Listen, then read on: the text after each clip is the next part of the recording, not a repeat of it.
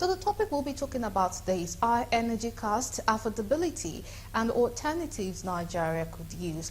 This is in line with the federal government declaring that Band A customers would be charged way more. That is a lot of money, which is over 200% increase instead of the 66 naira that we were having per kilowatt hour. So we are going to be having more than 200 naira per kilowatt hour for Band A customers. The B, C, D, E are still going to retain the former ones, but the federal government is also still saying that subsidy on electricity is going to go like we had for petrol subsidy. All right, I'm going to be starting with Engineer Omonigo Tanucha. Thank you once again for joining us live on the program.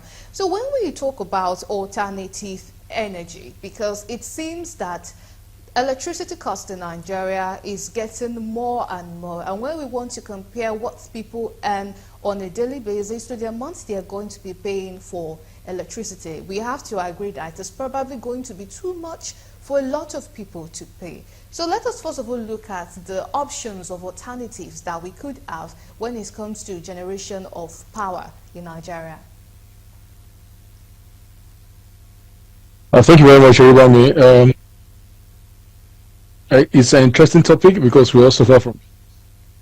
But I want to dwell on the positive sides, especially the federal government's interest in pushing for gas to power. Gas to power, either through CNG or LPG or NLNG. So these efforts have to be speeded up, and that means that research institutions like Federal University of Petroleum Resources, where I work, and other universities, University of Port Harcourt, PTI, Petroleum Training Institute, have to be brought on board to see how most of this training can be done, and then Nigerians can have value for these policies that are already enacted. So there's no straight answer, but we could go the path of what other developed countries have been doing, which is having what they call energy mix. And then Nigerians should also be encouraged to produce and add to, so that you can have negative meter, where you produce your excess that you don't use, you give to the grid, and then you are paid for generating electric power. Currently, the customers, the demand is very high, and there is very few the GenCos, those who are generating, and also the distribution are faulty. So the pathways we need to pursue are alternative energies like compressed natural gas, then liquefied natural gas, LNG, or liquefied petroleum gas, which is already being used in our homes.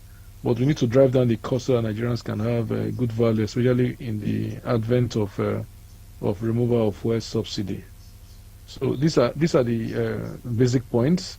There's also the alternative of biogas, which those who are in rural areas or those who are into farming, especially piggery and cattle ranching, can also lash into and then do off-grid power solutions. There are other options of fuel cells, for which we are also interested in, and then hydrogen, using hydrogen to. But the basic way for Nigeria to go concerning our situation is distributed power generation, where estates and housing corporations can adopt the idea of use of gas to power the estates.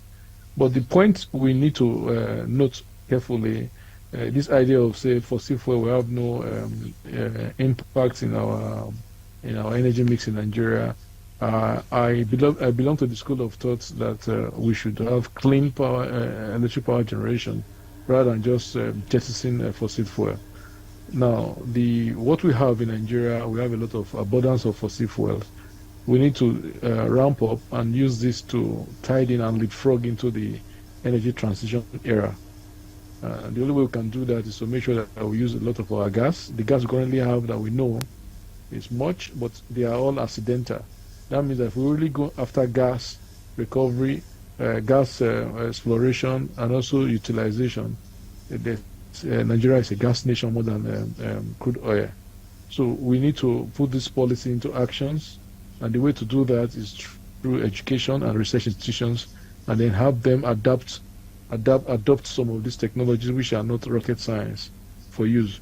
And the critical area we need to look at is transportation, because we are able to affect transportation. That means we can drive the cost of food and other things that that improve our livelihood. The costs can be driven down. For now, these are the points that I have, and I will be glad to take questions in this regards. All right, thank you very much for that. And now, because when we want to look at alternative sources of energy in Nigeria, if people are not using, well, electricity supply have always been epileptic in Nigeria. People also turn to generators, which, because of price of diesel and petrol, it is seeming impossible. Even we have some people who recalibrated their generator sets in a way that could probably generate electricity, that is using gas instead of petrol or diesel. And these are beautiful innovation that we think that if we have more of this, then perhaps we could have something presentable and everyone would not be suffering unnecessarily from energy poverty. But if we are to look at the sector with most capable hands that might do this, I would like to say that technical education sector might be the best to be able to achieve this. If you look at how they have it in other climes in the world, where we see university students, even some for secondary school, you see them coming up with different innovations and all that. So how do you think government too could encourage students to do something like this so that we would have abundance of energy for citizens of Nigeria? Okay, thank you, Aribami. If I may contribute, you asked the other, my colleague online just now about the distribution. The problem is distribution. The infrastructure for distribution, there's generation and there's also distribution. They are decoupled. Distribution infrastructure is down, and there need to be massive investment in distribution. Like I mentioned earlier, it would be nice if we have distributed power generation. Okay, instead of sending to the grid, and then to manage the grid is a very big problem. There are online videos about managing the peaks. You might want, if you're interested, you might want to check that out.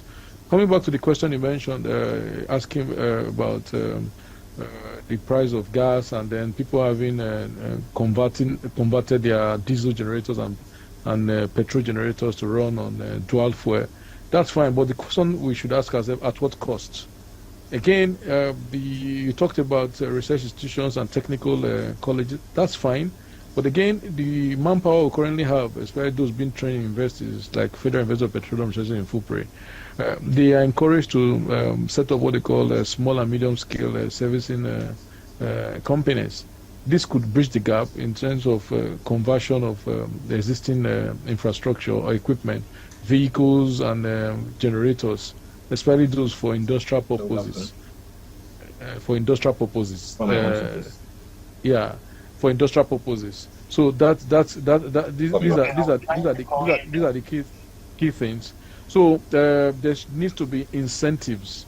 You need to give incentives to these small and medium scale enterprises, so that, for example, if you are looking at alternative energy generation, how many companies are involved with solar panel production in Nigeria?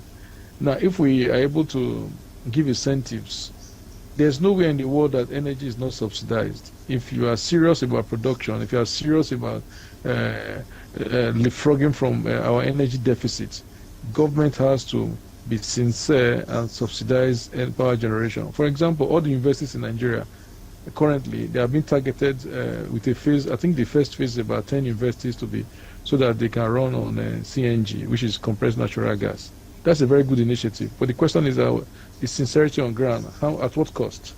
Can private individuals be encouraged to drive this? I believe in empowering the private sector rather than government institutions to run businesses. Yes, government should not leave businesses, but again, competent hands should be put in place. So these are incentives. Incentives have to be given to people, given to those who are in production, the productive sector, those who are packaging food, those who are processing food material. What is it being given to them? Our government policy is sincere, that have been put in place, are they sincere enough to guarantee production and sustainable power supply? No. So we need to look at distributed energy production, estates. If developers of estates going to development? Is there support from the maybe the ROA, Rural Electric Power Agency, or agency of government, the Ministry of Power, to support these developers, so that if you have an estate of more than, let's assume, 50 houses or apartments, can they be supported to go on gas that is green? Can they be supported with climate action initiatives? I'm happy to see Benga here. Talk about climate action. I would love to work. If you see the background I'm having here, I'm a fellow of the Anant Institute of Climate Action at the Anant University in India. I finished the course with them last year, which led to a diploma. That means engineers are already looking at greener production, greener and cleaner production of electric power. There are a lot of projects. Currently, the power generation system in Delta State here at Transcorp, they are doing their best, but they can only do up to 10%. You talked about power failure. As I speak now, there are efforts by my university and also the investment arm, which is Fruitful Energy, to see how we can have a power bank, independent power bank, that can support black starting the grid. Black starting the grid means that when the grid collapses, you are able to pick up from somewhere, and the entire grid is resustained, is restarted and brought back. So these are investment opportunities. Most of these challenges that you have mentioned, I see when you mention challenges, I see opportunities. But the question is that how much of government's presence is there to incentivize, to support, to subsidize production, or influence of corporate entities from coming in. So small and medium scale enterprises have to be encouraged. For example, somebody can go into the production of business of batteries, okay, lithium batteries, and to sustain keke, Okada riders, so that they can go electric. Where they come, they pick up a battery and they start moving. Yours is just to provide, to make sure it's well charged, and you have those who are registered with you. So then communities, close communities, like University of Lagos, Federal University of Petroleum Resources, most of the federal universities, even state universities, transport within the campuses can be electric, and then use gas to wire, which you use gas to generate electricity, and then you have batteries that will go in. I just want to say something about renewable energy that we mentioned. I'm more comfortable with alternative energy than using the word renewable energy, because most of the technology that are in place, they are not sure, they are not proven. I had an accident recently in my home. I used lithium batteries. I'm connected to the grid. Just recently, I had to connect back to the grid, and its power is epileptic. I had to use a stabilizer to stabilize power coming from the grid, and you can hardly get 1 hour in a week of power. So you have to run on generator. Now that the rains are here, so you don't have enough sunshine. So my solar panel is not charging well. But let me talk about the batteries.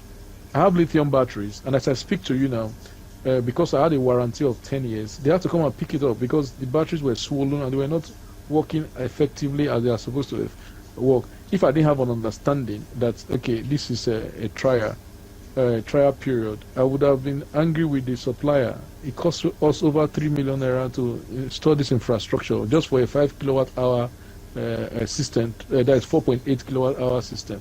But good enough, because there's a warranty on it, they've come to pick up the one that is faulty, and the hope is that within the next few weeks they will give me a new battery. But as I suffer now, every week I spend almost about 40,000 naira to buy fuel for my generator, just to power the house for just about 4 hours for cold storage of our products. A lot of Nigerians are suffering from this. Now, government need to come in terms of incentives, and the way they can go about this is to go through corporate institutions, empower SMEs that are verified, work with the ITF, Industrial Training Fund, to get sure that these things are working properly, and then we are good to go. All right, thank you very much for that. Talking about high energy cost, affordability and alternatives. So before we went on the break, I was asking Binga Oloniniran, who is joining us live from Lagos, of how close Nigeria is to achieving this net zero of generating cleaner energy sources that is friendly to the environment. Because this seems to be a worldwide mission. It's not just only Nigeria. All over Africa, all the continents in the world, we are all trying to generate a cleaner source of energy. So how close, or how far is Nigeria from attaining this goal? Earlier. Okay, yes, I believe that Nigerians individually have a role to play. And I'm sure that we've all been seeing people installing solar panels on their roofs in order to provide alternative power supply for themselves, which I think it's something not being widely accepted, unlike what we used to have in some, say, 5 years or 10 years ago. So it should, now, apart from the persistent grid collapses and the electricity problem, like what we now have with discos and all that, shows that people also are beginning to see the necessity of having cleaner energy, which solar, of course, already provides. There are other ways which we can also get this, but I think the limitation we'll be having is the education, the climate education, and the environmental education. Now, Prof talked about biogas. There's geothermal, generating heat, from the beneath of the earth. There are also other ways to generate this power supply. But what about the technical know-how? So I believe that there is need for policy. When you talk of policy, I mean government policy, deliberate one. Already, there is advocacy on the use of LPG to fuel vehicles. I was in Lagos earlier in March when the Nigerian Army converted some of their diesel-powered vehicles to PNG. That is, they converted to compressed natural gas powered vehicles. So it shows that if we have those kind of developments in other sectors, then people can begin to look at, why are we? People need to also understand why they need to go for those alternatives. I can see that some pipelines are already being laid across some region in the country, especially Lagos. Some of those pipelines are needed to channel LPG gases to some fuel stations. But the question is, do we already have some of these fuel stations available and accessible to motorists and as much as people that actually need them? So if people, okay, now, if we're even educated on the question of the need to shift from polluting energy to sustainable energy, then the question is it readily available? Now, we need to also talk about the role government has to play. In some climes, talk of the UK and other countries, there are incentives for using environmental friendly source of energy. And how do you do that? There's reduced taxes on some of those usage. And also, if you're able to, as a household or as a motorist, when you go for those alternatives such as biogas and other environmental friendly source of energy, you get some incentive. So you're encouraged to do more. It's just like in some states where people want to do away with plastics, or some countries rather, they encourage people to pick plastics, drop in some containers already made public, and they get incentives for doing so. Those are ways you can encourage people actually, go for this alternative in order to protect our environment. Because basically, apart from our persistent grid collapses, billing system in the electricity sector, there's also need to understand that there's a global discussion on having environmental friendly source of energy. And that in itself is what we must also focus on. And I think the federal government is also playing a role. For instance, I'm aware that there's an initiative of the federal government to ensure that LPG is made available, and also ensure that some public transport systems are powered by LPG, CNG, and even electricity. There are some of these vehicles already in Lagos, but very few. But we need to also know what about we need to also know what about the level of literacy of the people, the downfall drivers. Do they understand that if they shift to LPG and the CNG source of energy, is it cheaper? Is this really environmental friendly? But before they even do that, what of the accessibility? Can they actually access it? So those are some of the factors we need to look at before we say, is Nigeria really getting close to reaching net zero emissions? But I think that with time and the already little by little way by which people are accepting solar energy usage in their homes, their offices nowadays, I believe that we are getting close one way or the other. But there's need to do more. And one of the ways we can get it done, we cannot take away the role of policy. Look at Lagos. Lagos pronounced a recent ban on styrofoam and single-use plastics. And before you know it, people will conform. And it is also, the government is also enforcing the ban. So those are ways you can actually make people get used to these alternate sources of energy. But it is not only by enforcing it, there's need to also provide accessibility. It is very, very important. Just as we have fuel stations across the state and the country, there's need to have all these CNG stations, LPG gas stations to ensure that people can actually buy. And of course, it also has to be cheaper, because one of the reasons why people have to do away from polluting source of energy is to ensure that the greener source of energy are actually cheaper and affordable for them. So we need to look at the question of affordability, accessibility, and of course availability. Talk of availability, Prof has already nailed some of these things in the sense that there are the engineers, the technicians have to work on how do we extract this source of energy. Biogas, such as energy gotten from like methane, people need to, we're talking of extraction of carbon, even from organic matters, the anaerobic, through anaerobic digestion. These are technical stuff. Yes, they are not rocket science. We just need the right will, policies, and the right educations to get these things done. Our engineers, our technical schools, talk of Yabatech, talk of the Federal Universities of Technology. They have a role to play in shaping a friendly energy source in the environment. And for instance, the Center for Environmental Studies at the Lagos State University is taking this head on. And I believe that with time, this discussion will be more and more pertinent in Nigeria, such that people can see reason why Nigeria needs to join other parts of the world to ensure that we embrace energy-friendly environment. So by then, we can be talking about how close we are to net zero emission and all of that. Thank you. All right, thank you very much. When we talk about, you said that alternative energies should be cheaper than the ones we have. But if we look at what is obtainable in a country like Nigeria, demand and supply plays this critical role. Well, of course, everywhere around the world. But in Nigeria, it seems to be as if the effect is often exaggerated. Because when petrol price went from about 200 and something naira per litre, when it went to 600 naira per litre, that was when NNPCL first gave the price. We saw this jump to in the price of cooking gas. Even up till now, cooking gas, a kg of cooking gas is way more than a litre of petrol. So if we are having things like this, how do you think that it is going to encourage people to embrace these alternative sources of energy when it's the one that is giving us so much carbon footprint that is cheaper, and then we have businessmen and middlemen playing the role that is making it difficult for people to access the alternative form of energy? Yes, exactly. That is why I talked about the question of affordability, apart from it being, of course, the LPG gas, such as the cooking gas and all that, is readily available, and which means it is accessible. Is it affordable? Because if we are talking of reason why people want to move from use of petroleum is because of the price, then all of a sudden the price of LPG gases also now begin to go up. It shows that there's no how people will embrace this, and they will just have to settle for their petrol if it is cheaper. So so that's why I talked about there's need for policy.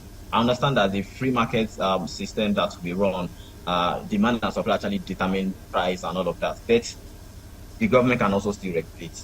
We need our consumer regulation agencies to actually play a role, because like I talked about in other climes, when you embrace this alternative source of energy to power your vehicles or your household, you even get incentives for doing so, because why? There's a deliberate policy from the government to ensure that they meet the net zero carbon footprint. So it's a question of will from the policymakers, and this is what I think environmentalists, climate activists, of course, academics should also ensure that they take this advocacy to not only the people, but of course our policymakers.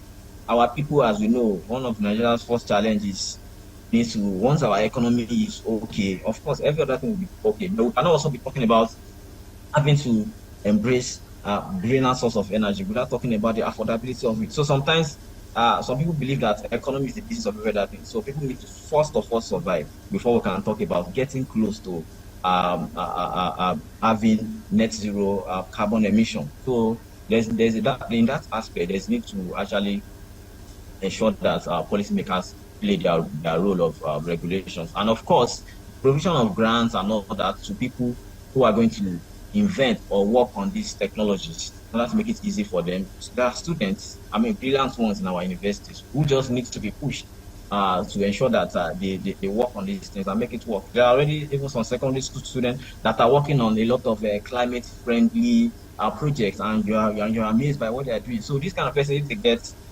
support and the right push, of course, will get closer to this environmental friendly source of energy with time. So I believe that there's need to look at it, which is important, apart from accessibility. In Nigeria, accessibility is not yet that dominant, but we need to also talk about making it available and affordable.